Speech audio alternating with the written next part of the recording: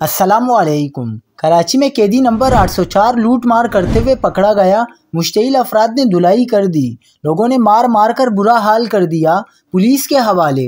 क्या आप हालात हाजरा से आगाही हासिल करना चाहते हैं? खबर के पीछे छुपे असल हकाइक जानना चाहते हैं? तो अभी सब्सक्राइब कीजिए ज़िलमिल पाकिस्तान को और साथ ही घंटी के निशान पर क्लिक कर दें। आपको बताते चले कि शेर कायद में कैदी नंबर 804 की कैप पहने लूटमार करने वाले मुलजिम को साथी समेत गिरफ्तार कर लिया गया। लोगों ने पकड़कर धुलाई कर दी। कराची में शहरियों ने लूटमार करते कैदी नंबर 804 की टोपी पहने डाकू को धर लिया।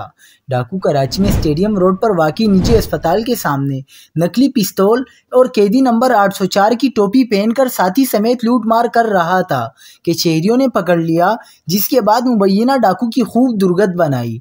लोगों ने डाकू को मार मार कर अपने दिल की भड़ास निकाली। बाद इज़ा उसे साथी समेत पुलिस के हवाले कर दिया। पुलिस का कहना है कि गिरफ्तार मुल्जिमान के कब्जे से नकली पिस्तौल भी बरामद कर ली गई है।